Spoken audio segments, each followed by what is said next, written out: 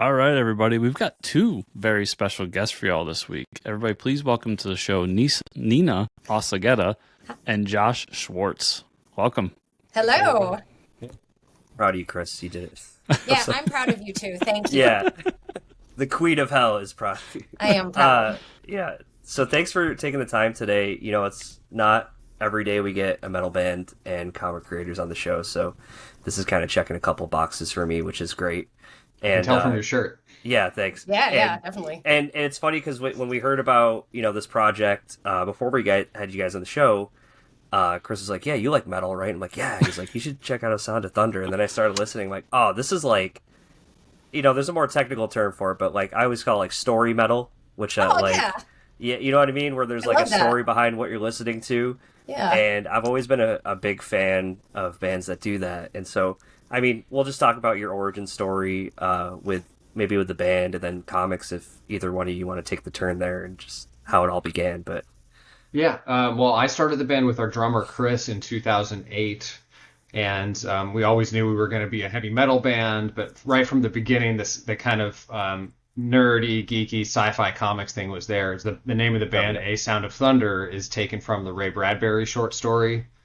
So that was right there from the beginning. And we also almost named the band Times Arrow in the beginning, which is, I believe it's an Isaac Asimov short story. But for me, I didn't even know that at the time. I was such a hillbilly when it came to literature that I got that name from an arc in Ed Brubaker's Captain America. Hell yeah, you did. Nice. I think there's also a Star Trek episode. Yeah, there is. Yeah, It's a classic, but I'm pretty sure the original use of it was a time travel story by Isaac Asimov, which I found out later. But that sort of stuff was in the mix from the beginning, and we knew we wanted to tell stories. And then Nina came into the mix very shortly after in 2009, and she was into comics and sci-fi and fantasy and all that stuff as well. And in fact, the very first time we met, she came to rehearsal, and I stopped her at the door. I had checked her out online. I knew she was into comics. So I was like, hold on, you can't come in yet. I need to know. Cat Beast, yes or no? Talking about the Grant Morrison Beast when he turned into the cat, right? Yep. And so she wisely answered no. Absolutely not. And I was like, okay, come on in. You can come in. You're allowed in the building now. Yeah. Yeah. And so once Nina came in, she handled most of the lyrics, and her lyrics are definitely, like, you nailed it when you just said story metal. Mm-hmm. We don't do a lot of love songs. If they do, right. It's not about us. It's about history or some story that Nina made up or that kind of thing, where we want to tell something a little more exciting and fantastic than everyday life. So we've been on this trajectory since 2009 and telling story metal. We're very much in the Iron Maiden vein of traditional metal, a little bit of power metal, maybe a little bit of prog or a little bit of classic rock mixed in there too. But just generally metal, telling stories. And then over time, the comics worked their way into the band even more. We did a concept album with Valiant, an officially licensed thing about Shadow Man back in 2015. So that was our first big comics thing. We met a lot of their folks through that process. That's where we met Rafer Roberts, who became a good friend and collaborator on Queen of Hell. Wow. Then we did a graphic novel, which we kind of knew at the time was like dipping our foot into the comics world. So it was an anthology with short stories, and Nina and I both co-wrote on that and edited it. And that was an easy bite to take, just do a bunch of short stories. And then after that, I said, okay, now we got to do our series. And that's when we started Queen of Hell. That's awesome. And Nina, from your side, I mean, when you're writing the music, did you always want to tell these types of fantastical stories and stuff? Oh yeah. Like my favorite thing is when I'm listening to a song and it tells a story. I don't like a lot of country, but I like a lot of murder country, because murder country it always tells the funniest stories. Mm-hmm. And it's usually a woman, and she's like, my husband cheated on me, and so I went to his house and I killed him. I love that stuff, but I wanted to do it in metal. It's so funny you bring that up, because I don't listen to a lot of country. My favorite country song of all time is Goodbye Earl. by the Dixie Chicks, where they're like, if you listen to the lyrics, they're actually super dark. They're like murdering her abusive husband or something. There's even like a pop country song that's very, very popular about a woman, and I took something to his 4-wheel drive, and she's stabbing the tires, and she's like taking the crowbar and beating messing his car up. I up. love that. That's one of my favorite like pop country songs. Yeah, that's amazing. And so, you wanted to tell these stories, and you've probably figured, like, okay, that's something that could be translated to a comic book pretty exactly, easily, right? Yes. Yeah, because I love, I love weird shit. I don't know if you could tell, but I have this love of, like, the macabre and the weird. So to put those into stories and then into song is just what I've always wanted to do. Yeah, I think that's awesome. And, I mean, from what I've seen with, like, I mean, obviously, bands have done comics before and stuff like that, but I think the really cool part about it, too, is when there's music to pair with a comic book. With your project, would you say that you're, like, you have the means to do that, too, right? To eventually, like, have that translate to the comic while you're reading it? Oh, yeah. I mean, and I can't think of many opportunities that bands have had to do something like that because we are independent and we do everything ourselves. That's why we're able to do stuff like this. Like, we have full control over everything. This is my story, and I'm going to tell it the way I want, and I want it with metal and with a comic book. So that is what we are doing. And I don't know many bands that are paid for by labels where the label would give them the money to do that. But thankfully, we have enough fans that believe in our projects that we can. So it's quite lucky. Well, one distinction that's really important to me is that we conceived of this story and the music together at the same time with the intent of doing both, because there's been a lot of cool graphic novels and comics based on bands, but there's one just came out for Judas Priest, Screaming for Vengeance. But that is an album that Judas Priest just made an album, and then some company came in later and said, we would like to make a product based on your music. Right. Most of the time, the comics are inspired by. They're not, like, working with the band. Yeah, and this was 100% our intent the whole time, was to create the music and the comics together at the same time, which I think makes them both work together better. You don't have to listen to the music and read the comic. You could just do one or the other, but I think they work better together because they were created that way intentionally. Yeah. Have you found in, like, that scene, the metal scene, like, a lot of nerdy people inside there? Because I always think of the band Within the Ruins. Are you kidding me? Yes. Yeah. We're all nerds. I know that those guys are huge nerds because one of their albums is literally a concept album all about different comic book characters. Oh, so, yeah. No, do you see that a lot? Metal people are total nerds. Have you seen our cute little patches, our little patch vests? Where, like, it's not like they're doing they're buying these off the rack. They're buying a thrift store jacket. They're getting their favorite patches and they're sewing them in themselves, and they're putting their cute little pins on it, and they're like, look how cool and metal I am. But I mean, that's nerdy as hell. Come on. Yeah, it is. There is there's competition among geeks and, like, different genres of geek. So like, I would consider, like, vintage horror movie fans are like a slightly different genre of geek. But, like, there's a ton of them, because guess what? I haven't met a bunch of Cannibal Corpse fans that actually are into murder. Yeah, right. They're like the nicest people you'll ever meet. They just love horror, and they they usually, if they like Cannibal Corpse, like, they're into those vintage 80s horror movies and stuff. I love Cannibal Corpse album covers. I'm not a huge fan of the band, but man, those covers, I would have them framed on my wall. Yeah, they go hard. My favorite thing was the singer Corpse Grinder. Oh yeah. The fact that he goes into, like, those the stores and gets the stuffed animals for kids, and there's all these pictures of him with just, like, giant handfuls of stuffed animals, and he's this giant hulking dude. It just looks so imposing. My favorite Corpse Grinder story is I play World of Warcraft, and there is he also did, at least he did, but I don't know if he does anymore. But there's a character in the World of Warcraft, a bad guy called Gorge the Corpse Grinder, because his name is George. Oh, that's amazing. That's fantastic. It's great. That is awesome that got made. I think, like, and Chris, to your point, like, I've been to so many shows where, like, you'll see comic books being sold, Like, I think I was at a Guar show and I stopped by a table and I'm like, oh shit, yeah, I forgot there's Guar comics. But and that's really cool for you guys to be able to do too, right? So you obviously can have this book at your shows too and sell them, right? Is that part of the plan? Yep. Yeah. And part of that is really good for us too, because now we're in a world where like a lot of people don't want to buy physical music, and it's newsflash, it's really hard to keep a band going financially. Like it's very challenging. So it helps to have something else that people might want to have a physical copy of. Yeah, the music has basically become a way to a commercial for selling T-shirts.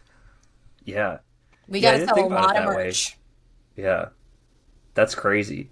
Well, and it's like, I guess like vinyls are kind of coming back, right? But that's got to reach a limit too. So yeah, because at a show, not everybody wants to buy a big vinyl record to carry around all night. Just like hold it around while you're at the show. And that's the story, is that vinyl is coming back. But what they don't tell you is that as vinyl's been coming up, CDs have been going down. Right. Yeah. And the overall is still down a little bit, I would say. I think people just want to live their lives more digitally and have less physical stuff. Yeah. So, I mean, while we're here, let's talk about what is Queen of Hell. Nina, do you want to give us the rundown?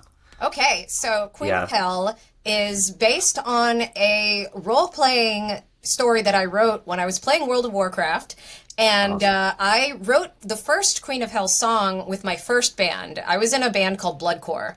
And when I left, I went to A Sound of Thunder, and Josh was like, that's a cool name for a song. We should write another one. So we wrote another one, and I used elements from my role-playing to write the lyrics for that song. And it just became such a hit for us that we started going into the lore and creating more lore. And Josh was like, well, we should create like a bad guy. So we came up with the bad guy Udaroth, which was a combination of Udo and who was it, Josh? Uli John Roth from the Scorpions. Right. It was Udo Dirkschneider and Uli John Roth. Right. So he was at first supposed to be looking like this little goblin gremlin guy, but the more we talked about it, Josh came up with more of a background for him, and that's how the song Udaroth came to be. And then we loved that song so much that we created a music video for it with Powerhouse Animation, the guys who did Castlevania, and that became such a hit for us that we were like, we need to expand upon this story. And that's when Josh and I started talking like, oh man, wouldn't it be great if we had our own comic book series? And so we created the outline, and we started planning on like how would we even go about doing this.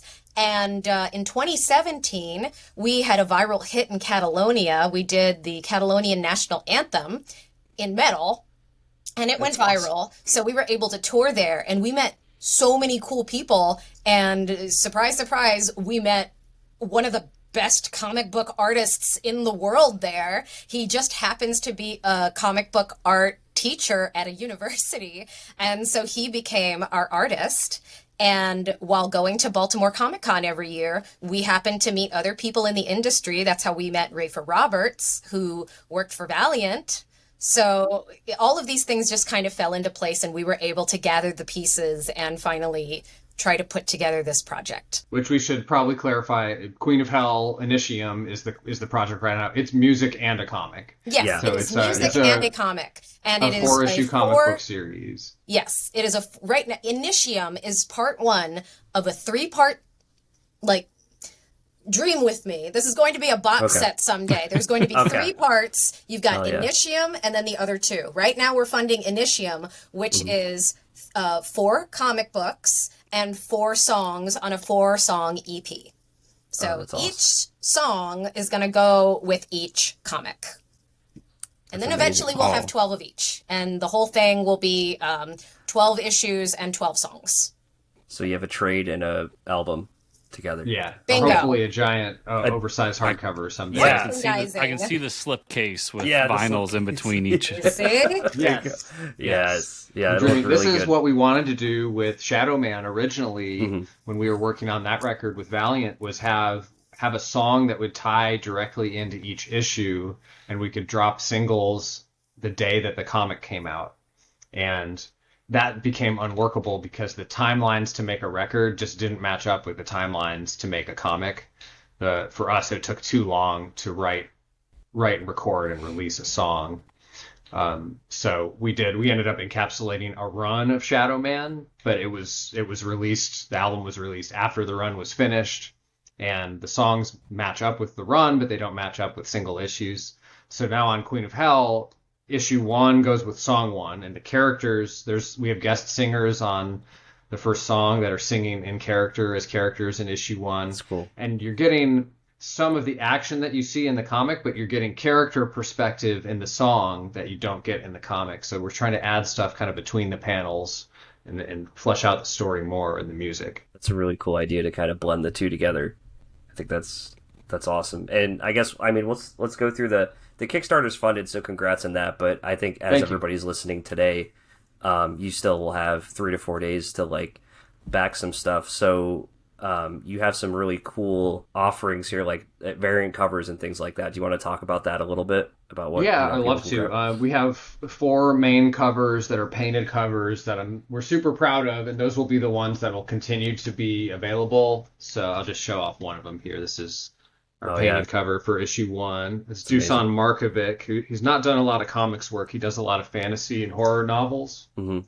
Oh, and album covers for metal bands. He is the artist that does most of our album covers. Oh, okay, that's awesome. That's really cool. So those are the main covers, and they're absolutely beautiful, but all of the variants on the campaign, and there's a lot of them, are exclusive to the campaign. You're not going to be able to get them after the campaign. So this is my favorite. I'm a certified 90s kid because I love foil covers. Foil cover. Yes. I know. I can't get over it. Yep, that's amazing. And these are going to be super rare, so we're only producing these for the backers who buy them on the campaign, and there's going to be way less than 100 right now. In fact, there's less than 50 these will exist right now.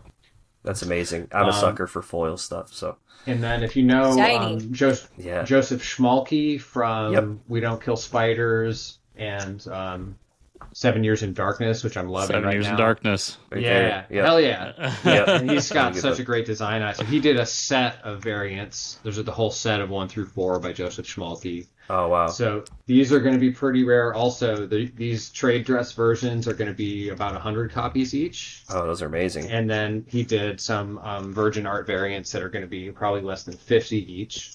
And there's a couple other, but I'm going to show you my favorite thing that I love showing off. Of course, we did a sketch comic. Yep. But we also have, I think, a world's first. This is a blank sketch variant record jacket. Oh, that is amazing. Oh, that's cool. That's a really cool idea. So it's printed on the reverse board. Normally you'd get a record jacket and it would be semi-gloss. Mm-hmm. So they print this on the back side, so it's non-gloss, so it'll take ink. Yep. And it's huge compared to a comic. So you could do a jam piece on this, or just have somebody do a really nice large piece on it. That's such a cool idea. I hope someone takes it to Frank Cho someday.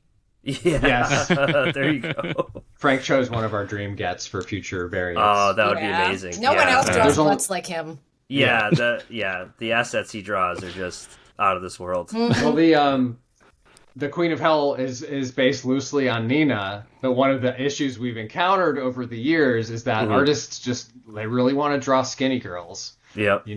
I don't know if you guys know It's Always Sunny in Philadelphia. Yeah. Oh, yeah.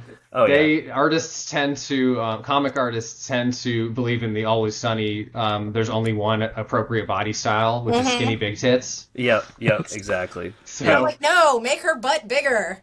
Grander. It's been a real challenge. It's been a real challenge getting booty on the Queen of Hell over the years. I don't understand what the big problem is. Like Frank Cho is up to the task. Yeah. That's so funny. Like you need more of that, because I feel like so I had a script that I wrote. It was a horror short, and like I was doing some test layouts with an artist, and it was like supposed to be really like gory horror stuff. It wasn't supposed to be a sexy witch or anything like that, but he did some test proofs of like the character for me. And somehow this guy managed to show off like the huge boobs and the ass in one shot. Like contorted my witch to be like, I'm like, dude, nobody's gonna be scared of it. Yeah, exactly. That. I'm like, back-breaking pose. I was like, I don't know how you managed to take what I explained and just made it like a cheesecake cover. I'm like, how did you do this? But I think it's hilarious that you guys need to find more Yeah. Needs well, more we gave, ass. Yes. Needs more ass. We did have to give our artists very specific instructions. Like, we're, Nina's our singer. Yeah. We have a lot of female fans. Right. The Queen of Hell is the lead character in this book. So it was like, do not draw this book like it's a not safe for work porn comic. Right. Like, Queen of Hell should wear stuff that she would be comfortable in. If she feels sexy, that's okay. But she's not dressing up for other people's gratification. Right. Exactly. So it was like, we want her to look, it's okay if she looks sexy, but it's not in a way to It's got to be practical. Sexy for me, yes. Yeah. Come on. So it was a no cheesecake rule. Yeah. And, we told the artists, I think I told them at one point, like, draw this character like it's your sister or something. It's like... That's a good... Well, there's your problem with the small butts. Yeah, I know, right? Exactly. Yeah. And tragically, it turned out his sister was born with a small butt. Oh, man. Tragic. I think that's hilarious, because we've had other guests on the show where we've, like, put them on the spot and be like, so what's up with the cheesecake cover, man? And we've gotten some really good answers. I mean, some people just want to sell more books, right? But there's definitely some publishers that are like more into marketing that crap. Well, it does seem like it kills it on Kickstarter. Oh yeah, for sure. It's very tempting to be like, well, shit, we should just make this a not safe for work comic. Exactly. Yep. Personally, I love cheesecakey stuff, but I like it when it's more, I don't even know how to say it, like when it's more creative and when it isn't obvious, like that this person was just like stick figure boob. But you know what I mean? Sure. Like, I love boobs and butts, but I want, more around the boobs and butts. Yeah, they tried a little harder than that. Yeah. And there's a line too where if I see something like that, I'll assume that the story's not going to be very good. Mm-hmm. So this is it's not just supposed to be a product to sell.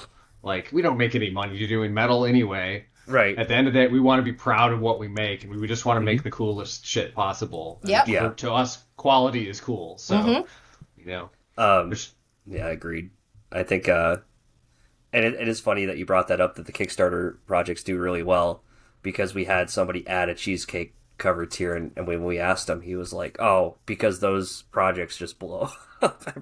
And he's like, "When I added that, I made so much more money." It's like, okay, fair enough. Yeah, go ahead, Chris. I would really love to dig deep into the different tiers you got here. Yeah, I was just looking at those. And but go ahead. I'm gonna be honest with you, Nina. This is the one that interests me the most. The $1 tier, the incredible but true backer compliments. Probably about your junk. Let's hear more about that. How many compliments are you going to be handing out after the end of this? How many have we done so far? Because it's been a lot. Right. We've done a lot. We didn't have that reward in there at the beginning, but we've done at least 50 at this point. We're doing them for every backer. It's just a more fun way to say thank you. Mm-hmm. Yeah, I think that's great. I am, at a certain point, it's like it's hard to think of more, and they're getting edgier. So I'm hoping we don't offend somebody. I just wrote one today. I'm like, we're gonna tell this lady she's got big clit energy. So she'll probably be canceling her pledge. Oh no! She actually buy messaged 2 books. She messaged us and told us to go for it, and I was like, "You asked for it." I would have doubled my order if that's what I was getting. Like, what you gotta do is you gotta say a dude has big clit energy. Oh yeah. That might I don't know. It could go either way. I would love that. I just love because as I was looking through the campaign and just like you add all these little things that are just there to make us laugh. Mm-hmm. Like at the bottom of this thing, it just says subtle symbolism with like 2 asterisks to it, and then the asterisks lead you to this thing that goes, if you didn't know, like it's your dick. Yeah. The little added comments in the Kickstarter are great. The Kickstarter itself is fun to do. Mm-hmm. And, we just if we're going to do it, we're going to spend a month. It's hard to spend a month hyper-focused on promoting a Kickstarter. Mm-hmm. So if you're going to do it, you might as well have some fun doing it and, try and make it entertaining for us as well as other people to read. There's a few other little things I'm proud of that are hidden in there. Mm-hmm. But then just up from that is the nickel bag, which I thought was a cool idea, too. Just, a $5 tier to get some cool little swag from the band. Yeah, we definitely, we'll give some cool stuff to people. We just want people to get in, even if it's for $1 or $5, as that helps us get the word out. The more people that are backing, It bumps you in the algorithm. You can reach more people. And also, I just thought, we are proud of the campaign and we're proud of all the stuff we're making. I think it looks good. So if the challenge is getting people to the Kickstarter page to start looking at stuff. And then I think once a lot of people start looking at it, they're liable to back the campaign. Yeah, I think, and I think everything seems really affordable from what we've seen. I mean, we talked to a lot of creators about Kickstarters, about books and stuff, but I want to say there are a couple tiers left of the original art, which is awesome for $300. That's a pretty good deal there. And so far, nobody has gone for the abortion, so I'm waiting. I can't imagine why. I haven't seen that one yet. I'm waiting. Medical professionals. Yeah. The original art is spectacular. I just want to highlight Mike Rotera's art. He works only in pencil, so the finals are not inked. They're completely in pencil, and they're just hyper detailed. I do think someday we're going to have to do in some sort of oversized edition. I don't know if it's an artist edition or just oversized. I just read what the abortion was. I read what the abortion was too, because I hadn't gotten to that tier yet. So sold. Someone needs to buy this immediately. They can go to your home virtually or in person, perform your abortion live for you. Yeah, come on. It doesn't exist yet. It's a song, folks, and you can just pay for it to have performed for you. Mm-hmm. I'll write it. I will write the lyrics about anything you want me to abort. It could be you. It could be a friend. It could be, whatever you want. Even in the 137th trimester, you have got to go. Yep. I love it. It's time. What comic book character are you having her write a song about aborting? Oh man, what comic? It's got to be Commandy, right? Commandy, probably. Oh god, I hate that guy. Mike hates Commandy. I hate Commandy. Stop putting him in my comics. That's a great idea. I have the Commandy hardcovers downstairs, and I've never read them. But how is he not? Is he not just a Khazar ripoff? Yeah, that's exactly what he is. You just use it for Tinder. And Khazar is just a ripoff of Tarzan.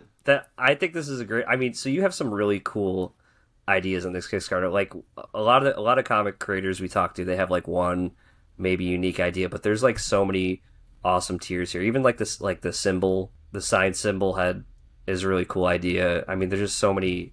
The Thunder Cube tier is really awesome. A big ass box of thunder. Who doesn't want that? Come on. Yeah, I agree. Well, yeah, I would have pay a lot of shit over 15 years, so you can get it all in one place. It's a lot of stuff. That's awesome. So the project is funded, and before we wrap up today, we'll just talk a little bit about it. So you've said you want to do 3 installments, right? Each 4 issues each. Yes. So now that you've gone past the funding and what you needed for the pledging, you can now allocate those funds to creating the rest of it, right? That's kind of what you'll be doing. Yes, that's the idea, and it is incredibly expensive. It's the most expensive project we've ever attempted. So just for example, I'm currently hoping to come out of this campaign with about $9,000 extra, which we would immediately give to our music producer so that we can get into the studio and start recording the music for Act 2.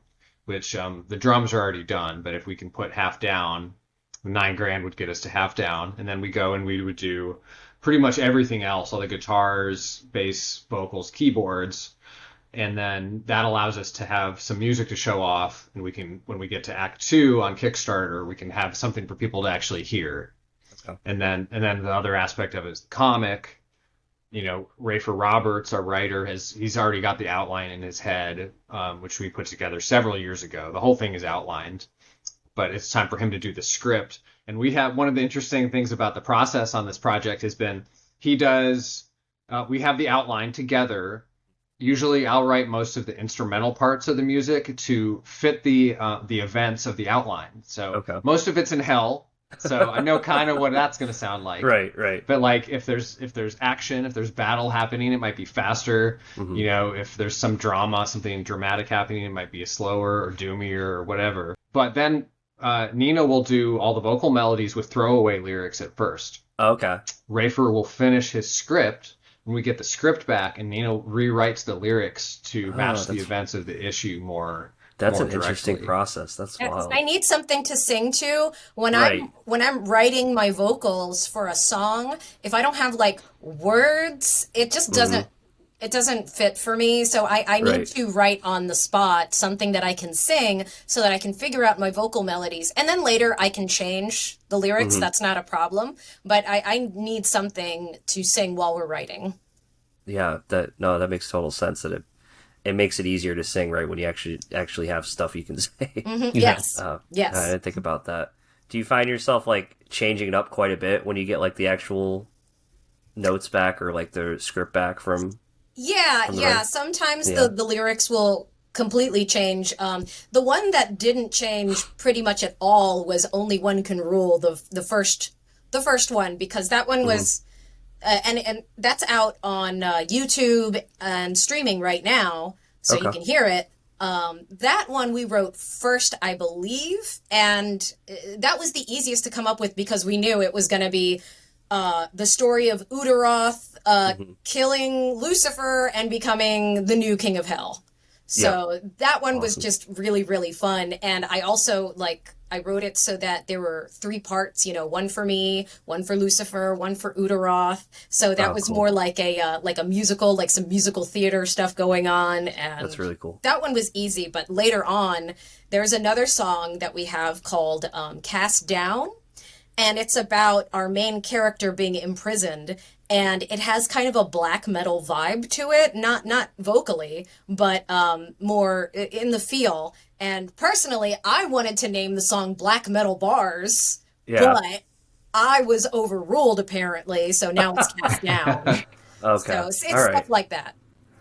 Black metal bars is pretty badass. Just saying. I'm telling you, because they could be the bars of the prison, but Right. also bars of a song. Yeah. Whatever. It's a double entendre right there. Oh my god. It works on so many levels. It does. Different That's levels. amazing. Levels, Jerry. Levels. Yeah. That's I yeah. when I was going through the campaign, one thing that stuck out to me, and as somebody who falls more on like the punk rock side of music and that scene, I've seen this come back and it blows my mind away. Like vinyl, I kind of understood, but cassette tapes are like a thing again, apparently. Yeah. Yep. Oh yeah. Yeah. And I see you guys have one available in the campaign. Like, has that been something that people are really like going for? It's yes, but it's still less than CDs and vinyl for sure. Yeah. It's more so, for fun. Yeah.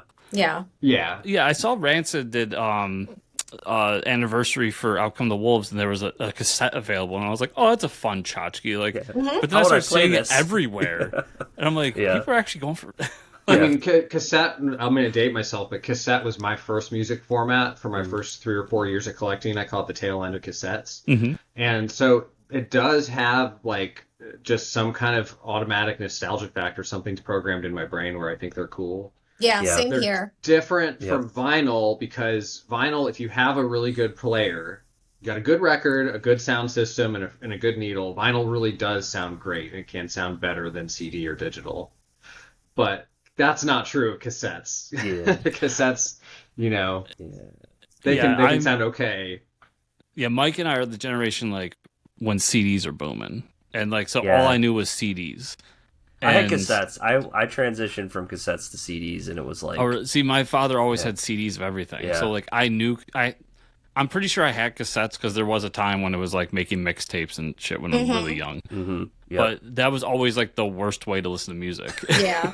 Well, cassettes for me was like my childhood because my parents were not going to trust me with a CD player. I had, a little Walkman on the bus, and my brother, he had left, so he left a bunch of cassettes, and one of them, my first cassette that I had the thing memorized front to back, was Appetite for Destruction, Guns N' Roses, and nice. if you open up the little, the paper inside of the cassette, there's this, what is that type of, I don't know what you call that type of art, but it's like grindcore art of like aliens coming down, and they're killing everybody.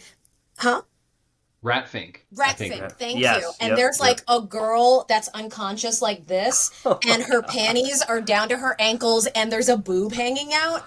And Oh my seeing that God. as a kid, I was just like, this is the coolest thing I have ever seen. I Like, hope core I can memory have something unlocked. like that someday. I didn't want to be the girl. there you go. I wanted to be the band with the Oh, this yeah. Hell yeah. insane Yeah. art.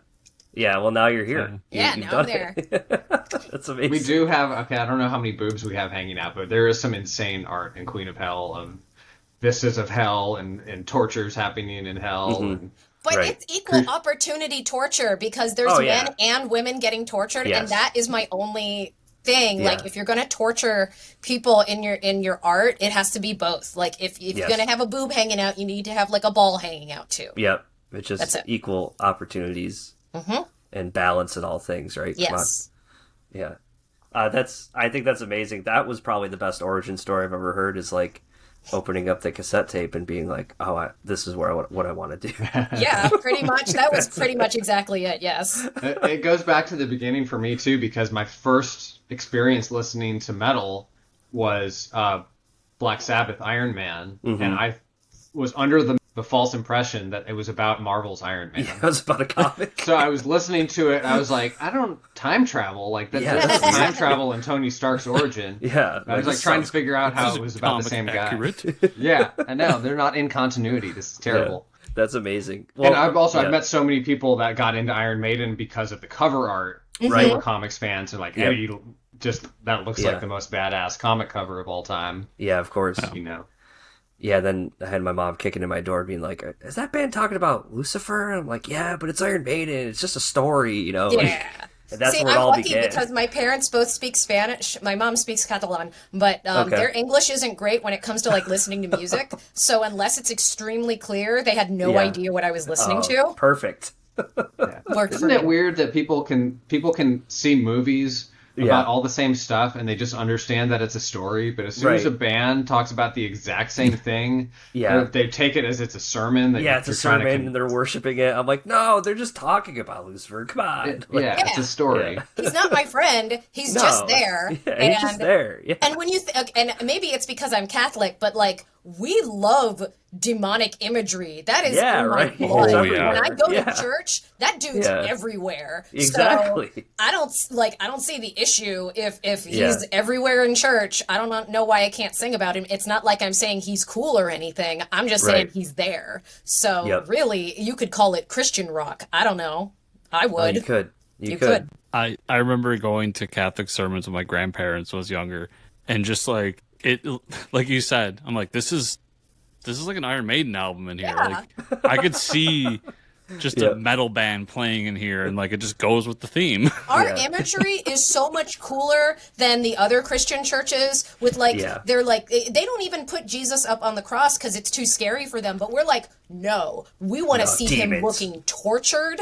We want to see the blood. We are going to drink the blood and eat his flesh. We do not back down from that. We are brutal, and that's where I get my inspiration personally. I had a Catholic girlfriend, and she took me to church with her one time, and the songs they were singing, I couldn't believe my ears. Of course, they're like all major key and nice sounding, but it's like, if you do not drink the blood, it's like, you do not eat the flesh. I'm like, what the hell did I walk into? My husband was very uncomfortable when he saw the first image of Jesus on the cross in a Catholic church. He was like, I just don't understand why it has to be so mean. I mean, that's part of it, but that's not. And I'm like, no, Willie, that's the biggest part. The biggest part is the suffering. Like we literally based this whole thing around that image right there. Right this there. Is where it began. Nails and blood. Which completely translates to Queen of Hell, for Absolutely. sure. Exactly. So you heard it here. If you go to Catholic church and you enjoy all the pictograms, then you'll love Queen of Hell. Yeah, please buy our Christian comic. Yeah, exactly. It's brutal. For real. I also find it real funny as a quick aside. Like your artist, Mike, like, cool. He did Conan books, all that stuff. But then Roffer is credited with doing Rick and Morty, Minecraft, and Archer and Armstrong. Yeah. Yeah. And we put his most well-known credits on there, sure. but like he's Rafer added so much to the story and so much style. He's got a really like kind of, I always say, a subversive sense of humor. He's, if I was really going to credit him for the stuff that I think he's most defines him, is his own title. He's got an indie book called Plastic Farm that he did for a long time. And Grumble was one of his creator-owned series that was on Dark Horse and Albatross. His Archer and Armstrong run was really good for Valiant. That was probably my favorite of his, is Archer and Armstrong. I miss Archer and Armstrong. Yeah, that whole run was so inspiring to me. When I read the whole thing, I was like, he's going to be perfect for Queen of Hell. Because you've got the back in time, the intrigue, the Catholic Church, all that kind of stuff. I love it. I just think he's super clever, and and in Grumble, there's a character called the Warehouse, and they're spelling it like Ware. The characters are saying warehouse, and then later on in the book, it's revealed that he's like a werewolf. But when the moon comes out, he turns into a house. Yeah, he's a warehouse. Oh, that's amazing. That's amazing. That's the kind of humor I like. I'm not doing it justice in the telling. No. Also, spoiler for a 4-year-old book, but he's full of great ideas and a joy to work with as well. So that's awesome. And he likes metal. He's really into like psychedelic stuff too. So there's a psychedelic like acid trip kind of section in issue 3 of Initium. Okay. So that's there's cool.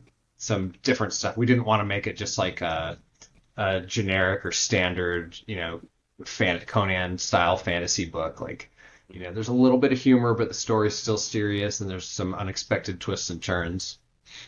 Cool. Yeah, we'll save the Conan stuff for the Udaroth one-off issue.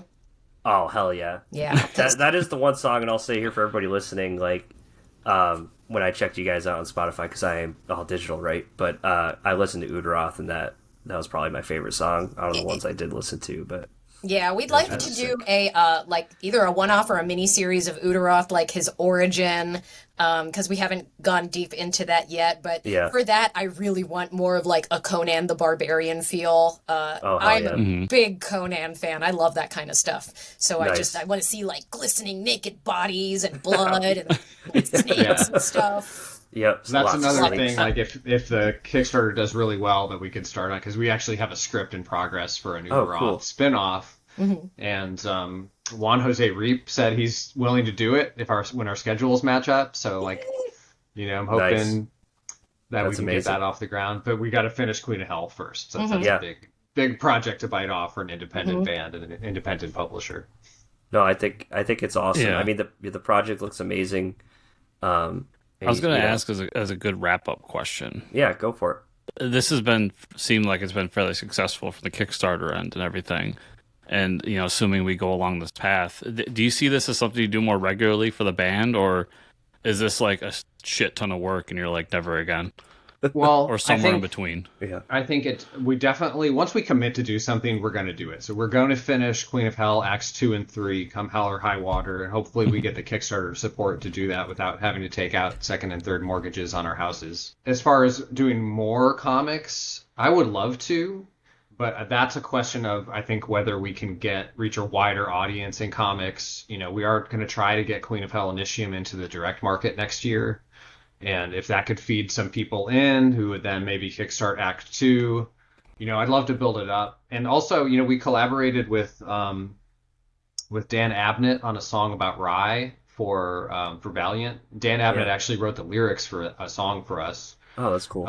And we had a great time working with him, and he was actually interested in doing more as well. So we have a couple of more sci-fi type stories that there are already songs about. And so if we could make Queen of Hell successful, I would definitely love to expand with more comics based on our music and do something with Dan Abnett and the more sci-fi side. Cool. And then who knows what else, make it as big as it can get. It's awesome. No, I think you're doing something really cool here. And I'd love to see where it all ends up with that 12 issues. So Nina and Josh, thanks so much for taking the time today. If our listeners and our viewers want to follow you and the cool stuff you and the band are doing, where do you want to send them specifically? Well, definitely send them to Kickstarter first and look up Queen of Hell Initium, or you can put in A Sound of Thunder. That project is live until October 26th. And then, it's A Sound of Thunder. Don't forget the A. And you can find us on all the streaming sites, Spotify, Apple Music, YouTube. The website is asoundofthunderband.com. We're completely independent. Any messages you send to any of our socials or our website will come directly to us. We'll respond to you directly. So buy Queen of Hell, and then if it sucks, you can insult us to our faces. Yeah, buy my book. Buy my book. Amazing. It's all the people out there watching and or listening. As you know, there will be links in the show notes down below, as well as social media handles and all that, so you can check out everything A Sound of Thunder is doing. But most importantly, check out the Kickstarter page. That link will be there. Josh, Nina, thanks so much for stopping by and chatting with us tonight. It's been a blast. And thank you, guys. Not that you need it, but best of luck with the rest of the campaign. Thank you. Thank you so much for having us.